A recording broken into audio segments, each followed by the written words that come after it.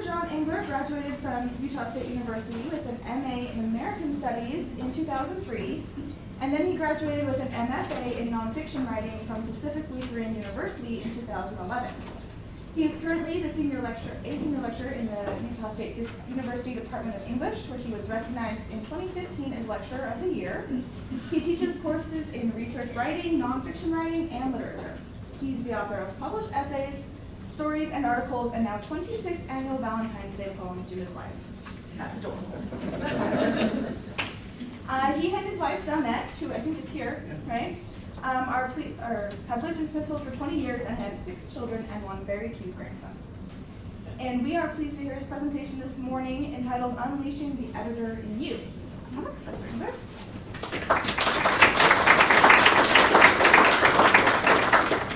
Hey, this is really great. It's great to see so many writers in one room together. That is just fantastic, and I love it. I'd especially like to thank Jason, Cornelius, who spent so much time organizing and putting together this conference for us today. Thank you for that kind introduction and welcome. And it's good to share the day with some other great writers. I just met Greg this morning, who's got some great classes today. And it looks like, is that Janet sitting next to him? I haven't met Janet yet, but hi, Janet. And Gail is where? Right here. Oh, hey, Gail. Good to meet Gail. And Gail's presenting today, too, and so is Nancy. And I don't know Nancy. We haven't met Nancy. She's still arriving. Okay, great. And it's an absolute honor to spend the day with these great writers. So accomplished, these writers, and published. And I just want to start out with a little levity today. I was thinking about, how do you know if you're a writer? You know if you're a writer if it bothers you to only have 9 things on your list instead of 10. That's the first thing. That's number 9. Number 8, you argue with yourself about whether you should mention grammatical errors to other people, right? Do you find yourself doing that? Your friends think you're ignoring them because you're writing instead of spending time with them. Does any of this sound familiar? Your story seemed like a great idea until page 147. Yeah? Your main character unexpectedly gets murdered on page 146. Yeah, right? You're at a party, you ask the host for a napkin, and immediately begin writing a new scene because of page 146, right? You've ever wondered if an MFA is the solution to all your problems? I thought about that too. It's not, by the way. You worry that your friends might recognize that your characters sound suspiciously like them. Yeah. And the number one way you know you're a writer is you would like to pay the rent, but, well, you're a writer. So that's how this works. We have a good time as writers, and I think it's important that we spend some time laughing at ourselves. I titled this today, Unleashing the Editor in You, because, editing is one of those not exciting things, so we had to come up with a good way to make it sound very exciting. Unleashing the Editor in You.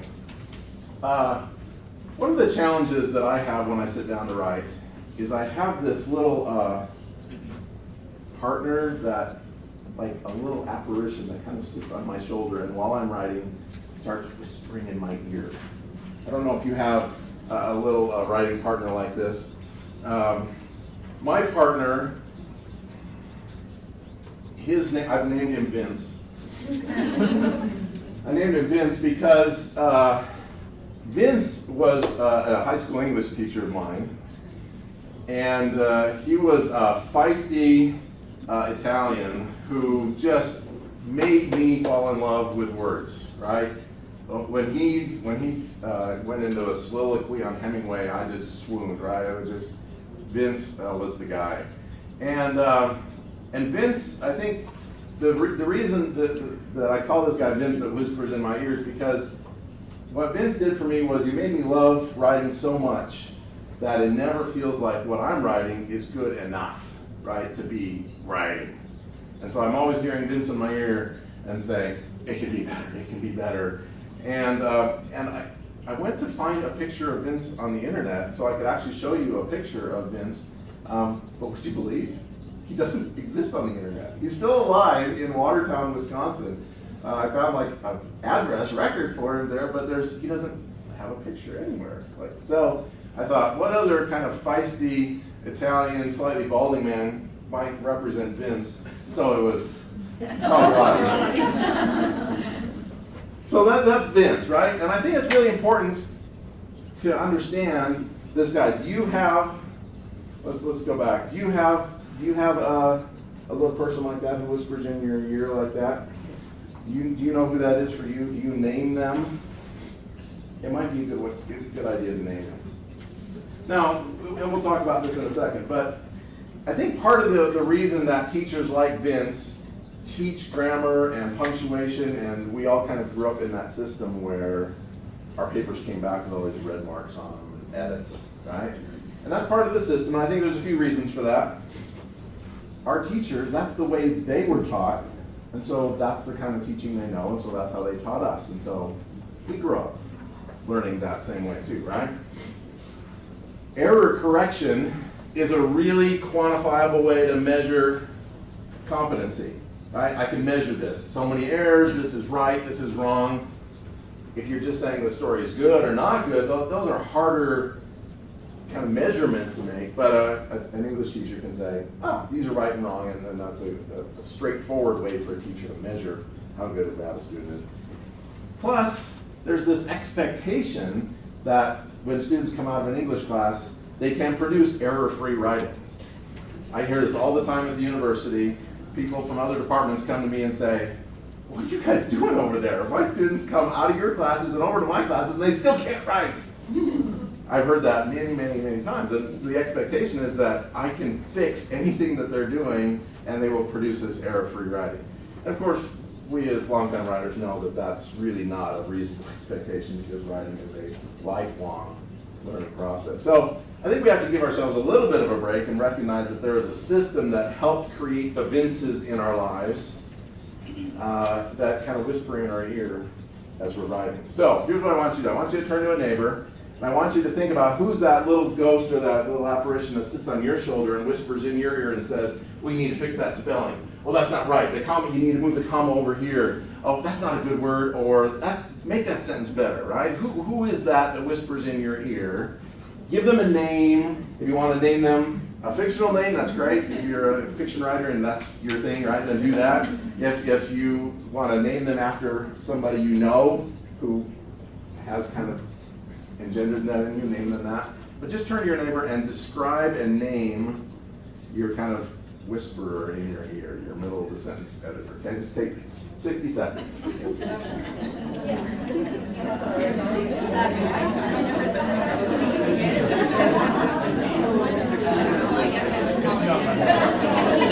I regret something.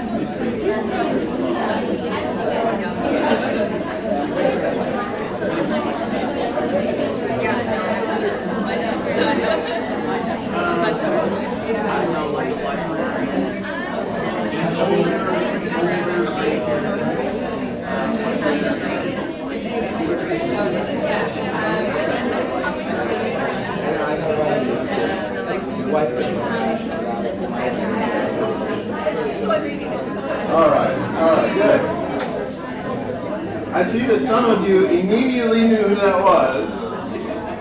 Some of you feel very affectionate towards this person. I saw Emma over here. She was patting her shoulder like, this is my little friend. That's awesome. That's awesome, right? And maybe some of you don't have that same voice as I do or some of your peers do. And there's reasons for this. We look at the research behind this. Research shows that there are people, as they write, who are high self-monitors and others who are low self-monitors, right? People who are, as they're writing, they're kind of self-monitoring and very aware of what they're producing. Is it correct, incorrect, good, not good, right? You're very kind of self-aware. Other people who are not kind of as self-monitoring and they just write. Now my good wife here, I think she's a low self-monitor. She can just write and write and write and write.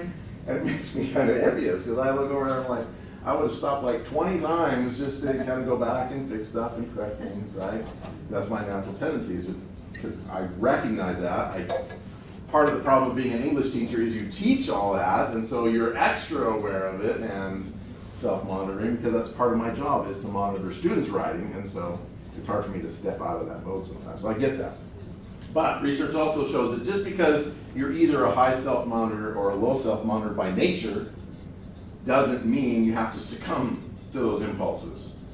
that there are ways for us as writers to kind of step outside of that, and that's kind of what I want to talk about today. So that as writers, we're making conscious decisions. When am I being a high self-monitor? When am I being a low self-monitor? When's the right time to do which? So we want to talk about that. When do I want to engage in immediate correction?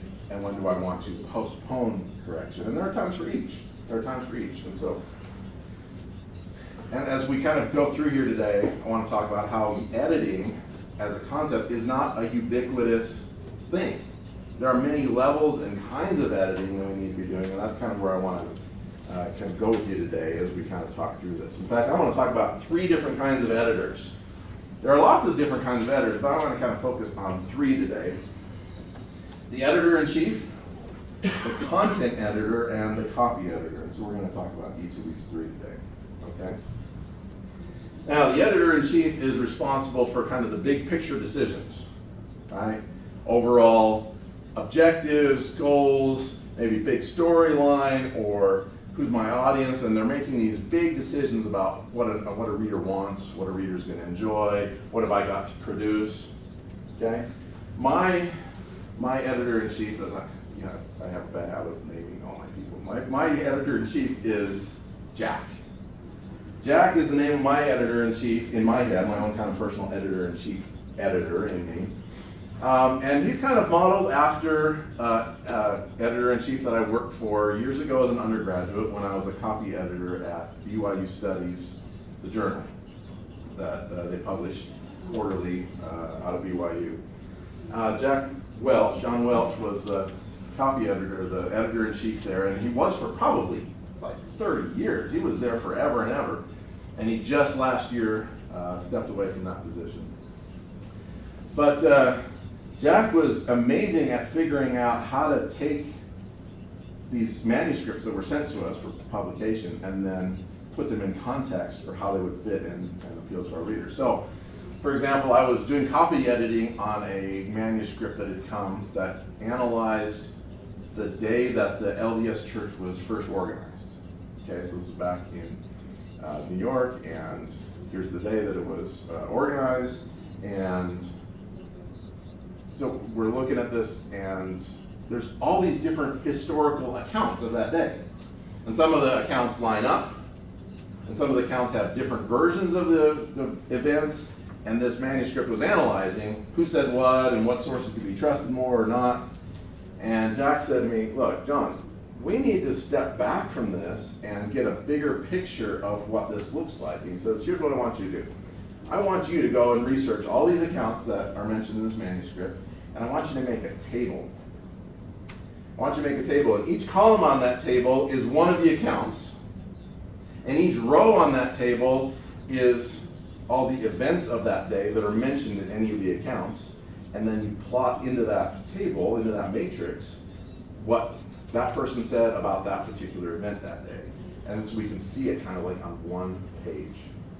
Which was a really genius way of doing it, right? You don't often think of an editor, because often our default mode of editor is fix spelling and commas. But the editor-in-chief looks at the big picture, takes a step back and says, how can we make this content more appealing and interesting to an audience? And that being a scholarly journal, his concept was, let's look at the bigger picture of this. And so I spent all this time doing all this research, built this table, and then he published my table. I'm just a little undergraduate at BYU, and he published my table right in the journal, right next to this article of all this analysis of what happened that day. That's the job of the editor-in-chief, right? So, turn to your neighbor and now name an editor-in-chief. Who for you is your editor-in-chief? Like your internal editor-in-chief. Who would that be for you? Is that a person you know? Is that, you want to give them a name? So turn to your neighbor again and pick an editor-in-chief. Name them, identify them, somebody you can associate with, somebody who's responsible for those big picture decisions, okay? Turn to your neighbor, go.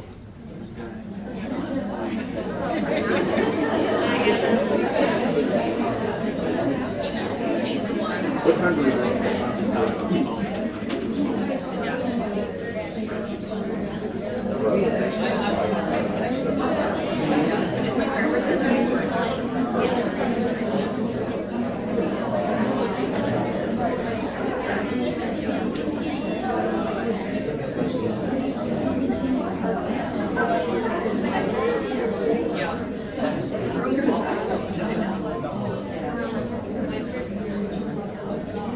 Okay, you kind of named your editor-in-chief, your kind of little angel editor-in-chief. Just understand that you can, as a writer, it's probably a useful thing to step and say, okay, I'm going to put on my editor-in-chief hat now, whoever that is for you. Put on your editor-in-chief hat and say, this is the mode I'm going to be working in for the next little while.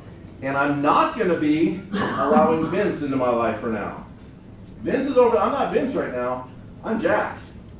And for the next while, whether it's a day, a week, a month, a year, I'm going to be only Jack. And just be Jack for a while. And push Vince off to the side. You don't want Vince right now. Nice guy, Vince, but don't let him in. Okay? Set him aside. We'll get back to that here in a minute. But let Vince, don't let him do that with bringing your voice. Okay? Now, make a note to yourself. Would you just kind of jot down what's a piece of writing you're working on right now?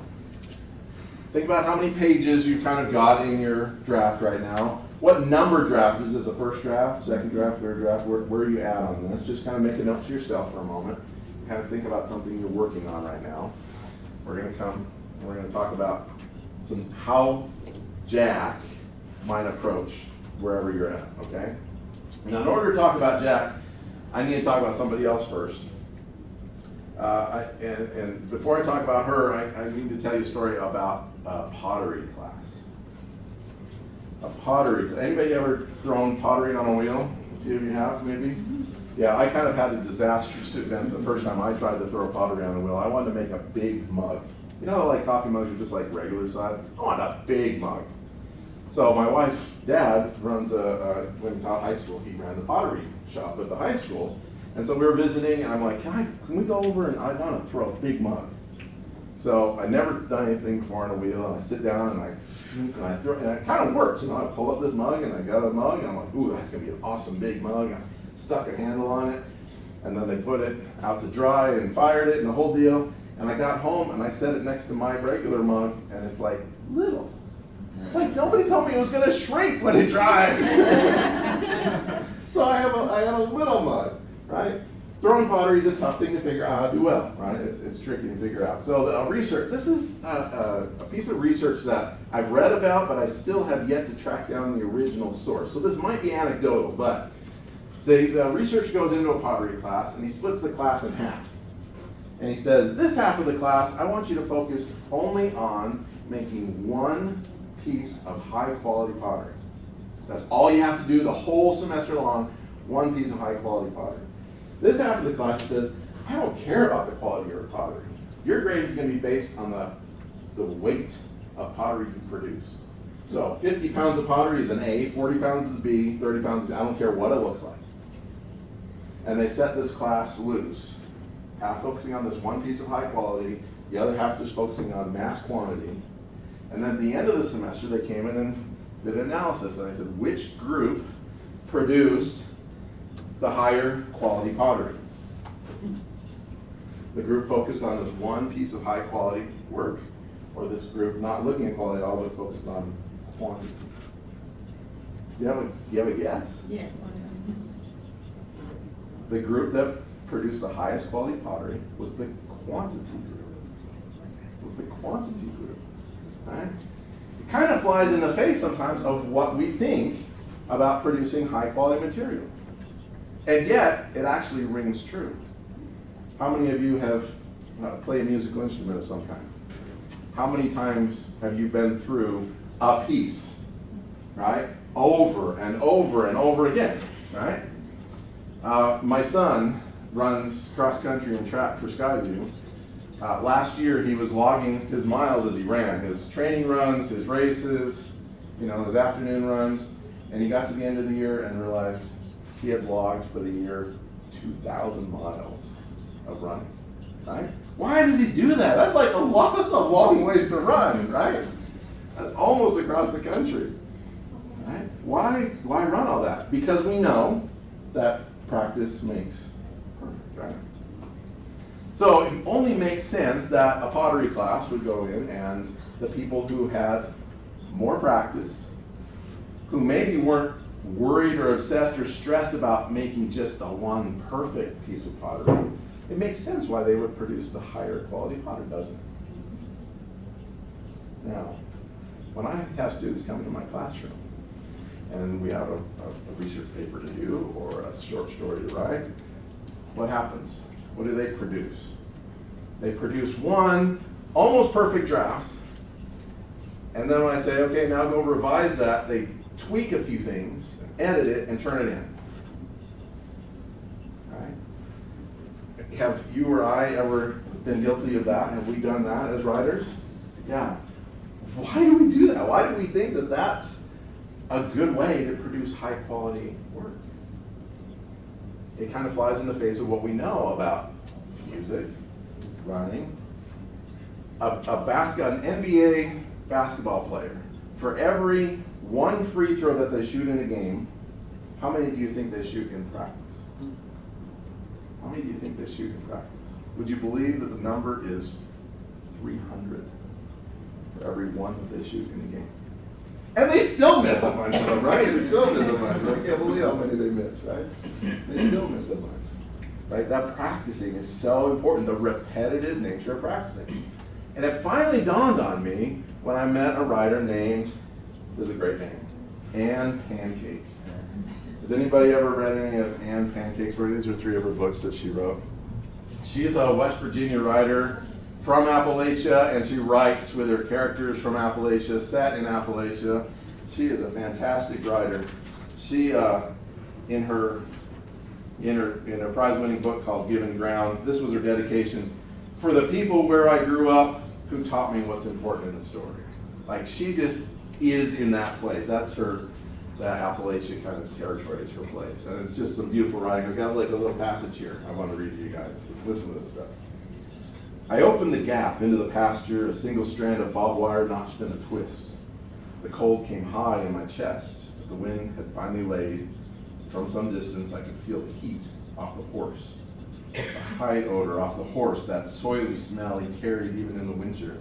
I pushed my face into it, into the hollow behind the shoulder, before the belly swell. Old, patient horse, indifferent horse. 27 years old, born on my grandfather's farm. Had outlived both him and my daddy now. The dogs at the edge of the yard, and bayed nothing, just bayed. I turned my cheek to his skin and looked down towards the creek, to the sycamores, ghost trees, bone shiny in the littlest moon. My daddy had said, just put him under the big tree. Just some gorgeous, gorgeous writing. Now, Anne explained to me how she writes her drafts, and it just blew my mind. This was probably back in 2012, and it completely changed my life as a writer. Anne says, when I sit down to write a novel, I pull out a regular old Mead notebook, spiral bound Mead notebook. I open it up, I take my pen, and I start writing. And I write my novel in that notebook, and sometimes it takes 2 or 3 or 4 notebooks to write my novel, but I write it out by hand. And when I'm done with that, she says, I take that stack of Mead notebooks and I set it over here, and I open a brand new Mead notebook, and I start writing my novel from the beginning again. I'm like, what? Not only are you writing by hand, but you're writing it a second time from the beginning? Sometimes she'll reference that first one that she wrote. Sometimes she won't even open it. She'll write that novel a second time. She might even do it a third time before she ever goes to the computer and starts to key it into the computer. And then she'll probably key it into the computer 2 or 3 times. And I told Anne, I emailed Anne a month ago, and I said, look, I'm going to be at this Logan Writers Conference. I just want to make sure I've got this right. This is how you do this. She says, yeah, that's right. And I said, how many drafts of a novel are usually produced? And she says, I don't know, it might be 10 to 12. 10 to 12 drafts of a novel. Now, that's a lot of work, right? That's a lot of work. Does it make sense? Kinda, yeah. Does it sound easy? Not even a little bit, right? So it was the last day, it was the graduation day of my MFA program. I was at Pacific Lutheran in Tacoma, Washington. I was sitting in my dorm room and my phone rang. I pick up the phone. And because I've been thinking, what am I going to do with this MFA degree now that I've got it, right? I pick up my phone, and it's a friend of mine from Provo, And she says, hey, John, we're working on this movie. How'd you like to be involved in this? I'm like, really? Like, that sounds really cool. And so I got involved with them working on the movie. Now, they didn't ask me to be a screenwriter. They asked me to just come be involved. They knew I was a writer. They knew I kind of had interest. They knew I taught up here. And so they thought, well, maybe John can work with us on this. And so I started off with them, and we were doing some promotion work, and we were doing some advertising, doing some design work. But they had a different screenwriter who was working on the film. In fact, they had the second screenwriter. One screenwriter had tried, it hadn't quite worked out, and they'd given it to another screenwriter, and they were working on it. 6 months after I started working with this group, they came to me and said, John, how'd you like to be the screenwriter for our film? I'm like, really? That would be fantastic. Like, I had no training in screenwriting, but I'm like, yeah, you bet, I'll write a movie. And so I started writing this movie. And I said, you know, when do you want to have this done? I mean, I could have it to you in a few months. And they're like, whoa, wait a minute, a few months?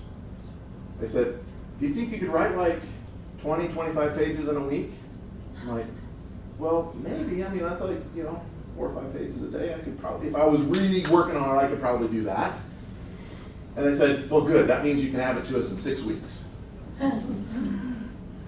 Wow, right? And I realized this is what the professional world looks like. Right? This is not monkeying around. This is not school anymore. This is the real deal. And so I cranked out a draft in 6 weeks, full-length movie, screenplay. And I sent it to them. And they didn't like it. They didn't like it. They were like, well, not really. I'm going to try again. And so over the course of the next year, I wrote several more drafts. 6, 7, 8. I think I probably am at 11 or 12 drafts. And most of them have some similar components to them, but the storylines are different in some of them. The endings are different in almost all of them. A whole variety, just to keep throwing different stuff at them. Now this screenplay was a little bit tricky to write because it's a historically based film based on the life of Emma Smith, the wife of the prophet Joseph Smith, after he died. Right? Her life after he's dead. Like, nobody knows that story. Everybody knows the story of her with him, but after he died, nobody knows that story. So I had to do loads and loads of research to start with, and then I had to try to take all what research we do have, and of course, all historical research has lots of gaps, right? Our history major over here, right? Lots of gaps. And I had to try to fill that in and create a narrative line that would work for a movie. That was really, really challenging. And so I kind of pushed through that, and then they got to the point where they said, this really isn't going to work. Thanks for all your work on this. We're giving this to a different screenwriter. And they took my script and all the work I'd done, and they gave it to another screenwriter. And a year later, they said, okay, we've got the screenplay. A couple of times during that time, they would call me and say, hey, we want to check up on the research, because I was still their research expert. They would call me and check up on the research. And I'm like, I don't know if I want to tell you the reason. I don't know if I want to give you the answer, because you just took this movie away from me, right? But, you come to understand that screenwriting especially, and I think some writing is like this also, it's collaborative work that we do. And you don't always get to have your own way and your own say in all these things, right? So they finally finished the script, and they produced the movie, and they released it. It was in theaters, and it was great, right? But it wasn't my movie anymore. There were some scenes of mine in there, and it was kind of fun to see that, and these characters I had been living with for a while. But in a way, it kind of felt like I really failed at that, right? I wasn't able to kind of make the movie I knew I wanted to make. And so, even despite 10 or 12 drafts. So I've come to call this technique pancake writing, after Anne Pancake, right? This idea of many drafts. Many drafts. 6, 8, 10, 12 drafts. If you're doing fewer than 6 drafts, it's hard for me to imagine how it gets to the level of quality that you really want. Many of these drafts, you might think about writing by hand or by typewriter. I've read about writers who write by typewriter instead of computer. Why? To get Vince off their shoulder. Right? Because on a typewriter, you can't go back and edit. It's now already on the page. Right? So writing by hand or by typewriter pushes you through the material. Possibly from scratch, many of those drafts. Start from scratch. Possibly writing those drafts without referencing the earlier drafts. Can you imagine how good a book could be if you've written it 5, 6, 7 times from scratch each time? You see how that repetitiveness could, like, ooh, I've really found the groove here. I've really worked this kink out in here.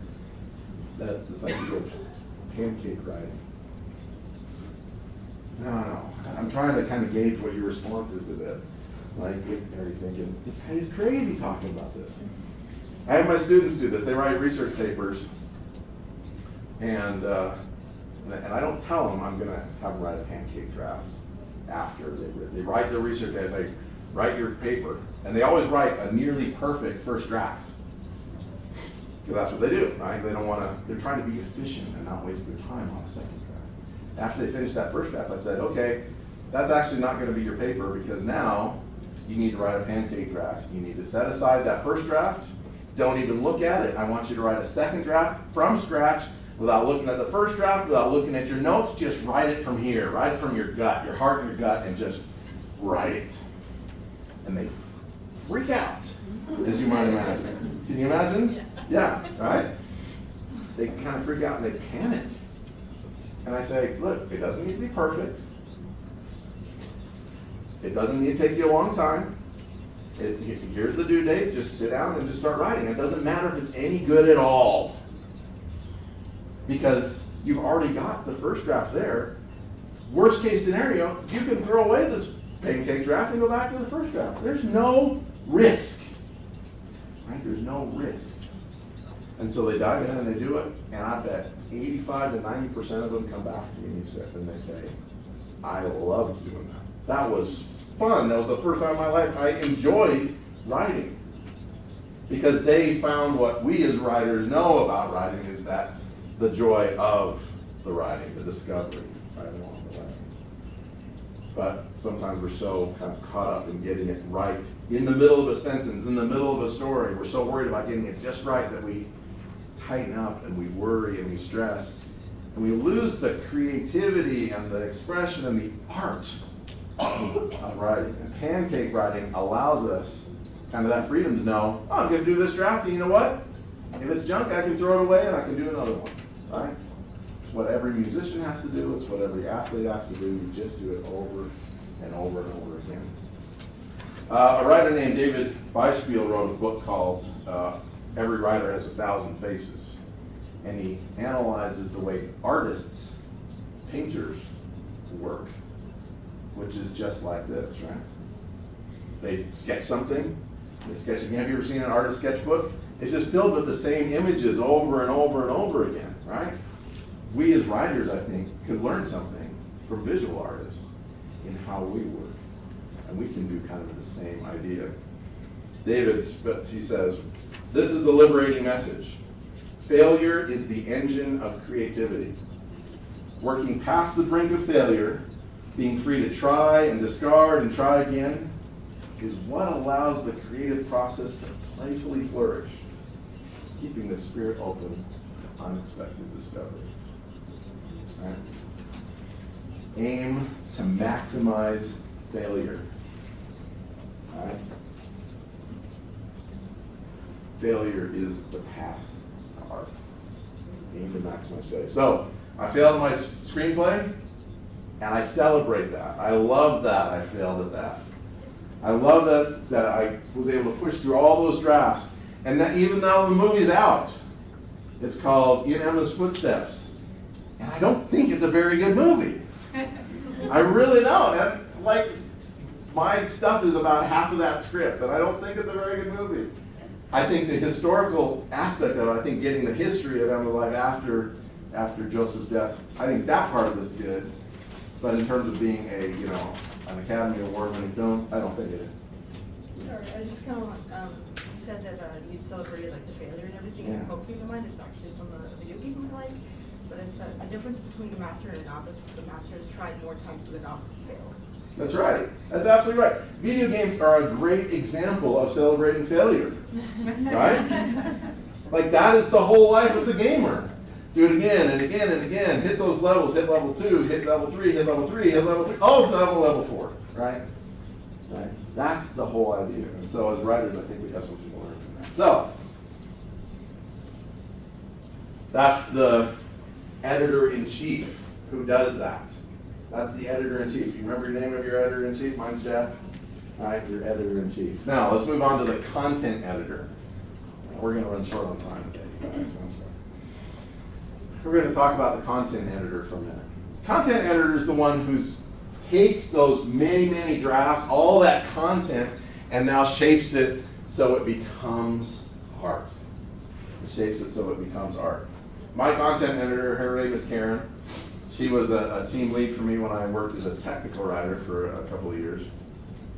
And she doesn't live on the internet either. I couldn't find a picture of her. So I got Elaine by this. Because Karen was kind of feisty like Elaine is, and Karen was awesome. But Karen, like in the 6 months I worked for her, and then I went on to another job as a tech writer, but in the 6 months I worked for Karen, she transformed my expectation of precision writing, of crafting sentences and getting every sentence just right. Now, it's important not to do that or worry about that until that editor-in-chief has done their work, but now we can move on to the content editor and we can work those sentences over, okay?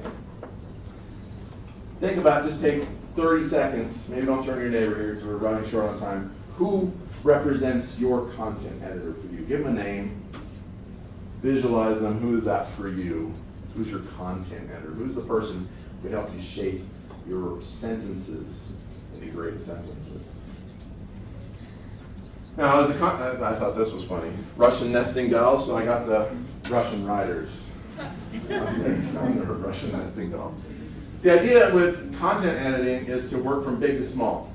Don't start with the right word in a sentence. Start big and go small. So start with plot. I think Greg's teaching a class today on white-knuckled action and like plot, like driving forward on a plot, right? I think we need that kind of stuff, and so I think that'll be great.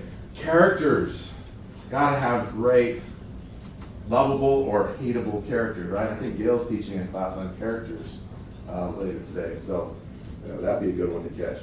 Scenes, have you captured them in verisimilitude? You know what verisimilitude? Verisimilitude is just like real life, as close to real life as you can. Have you really captured those scenes? Paragraphs, are they cohesive, right? You're making a paragraph breaks in the right places. And then finally, sentences and words, are they precise and artful? But you start big, don't start small. Start with the big stuff and work to small as a content editor. Okay? Once you've got the big stuff sorted out, once you know you've got that plot, that narrative line in place, then you can move on to the next and the next and the next. Sometimes you have to kind of bounce back and forth and work with multiple bits. Start big and go small. The lard factor. Lard factor is what I call that thing. You know, you're the student who writes their paper and realizes they're a page and a half short and needs to fill it up to get to your word length, right? Here's the problem. We are all products of that system. And so we have been trained so well to naturally produce the lard factor. Even when we don't mean to, we still do. And so it's really important, right? And so I think we have to recognize that, and we could spend a lot of time talking about this, but there are reasons why we have kind of all learned how to do that well and produce extra words that aren't needed. And I think we as writers need it. This is the content editor that goes in and just cleans that out, gets rid of all that lard, and tightens up the writing. I had some practice here that we could do. Let's do this one. Take 2 minutes. Rewrite. This is a piece that would go maybe in a piece of nonfiction writing, maybe a magazine article.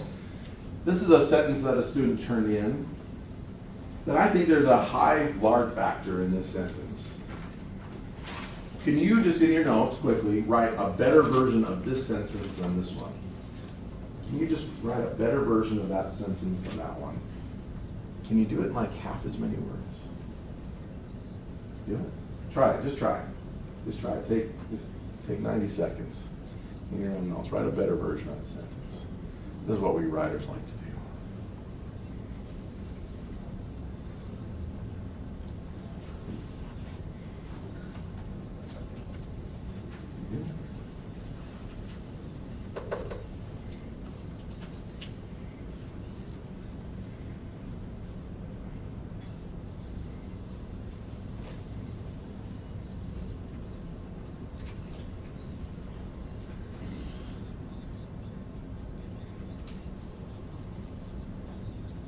This should feel familiar to you, right? This process of taking a sentence and making a better version of it, right? Should feel familiar to you. The trick is that we have to do this with our own writing, not always with somebody else's writing. That's the hard part, isn't it? Here's my version, all right? Many waiting organ transplants could have their lives saved by this cloning method. Note that this first version, there's actually a semantic problem here. What is the organ donor list? There's not really a list of organ donors, and that's not what they mean. They mean the people waiting for organs. And so sometimes you read it and you're like, oh, I didn't even recognize the semantic problem there. So you really have to dive in and make sure you're getting precise and exact with what you mean to say. Make sure it reads the way you actually mean it. Okay. This is the job of the content editor, right? And this is all the way down to the bottom of that list after we've gone through plot and character and scenes, and now we're trying to really iron out the precision level of the writing, okay? And then finally, the copy editor, okay? Editor-in-chief, content editor, now we're down to the copy editor, right? And this is the person that's responsible for the corrections and mechanical errors in your grammar, your punctuation, syntax, right?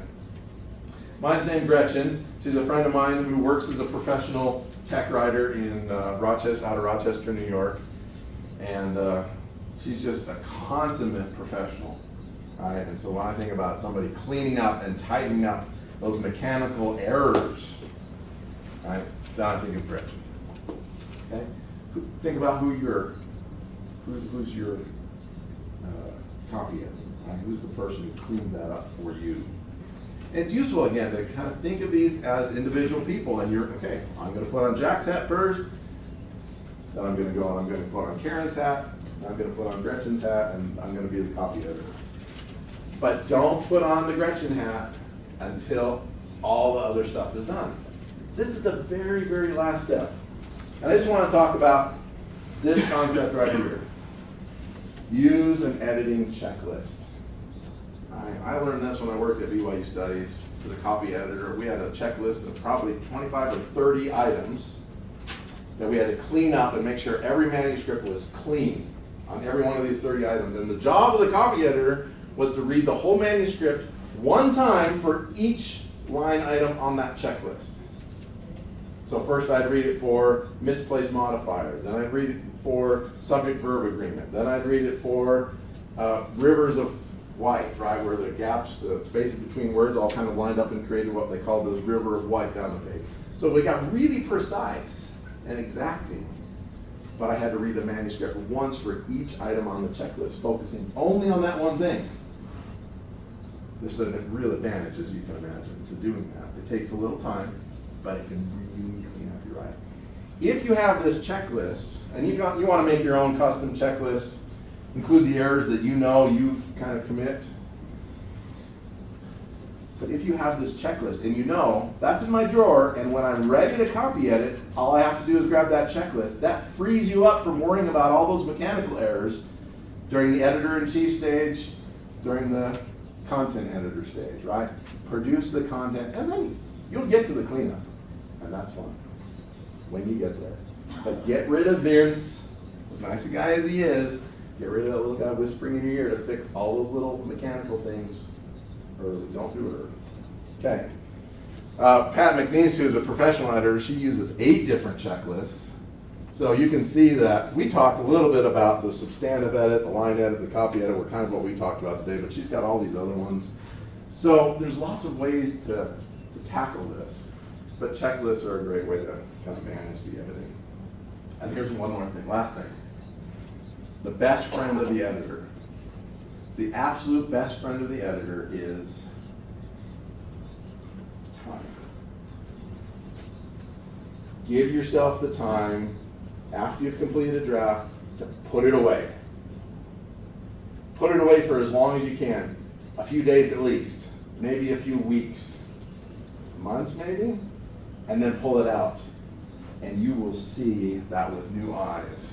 And suddenly, you'll look at that as like, did I write this? Really? This is awful. And you'll do a next best version of it. Greg's laughing because he knows, right? Yeah, he knows, right? The best friend of the editor is time. If you can manage it, you can see with new eyes. You can leave your time. So, thank you very much for your time today. Unleashing the editor in you. Thank you.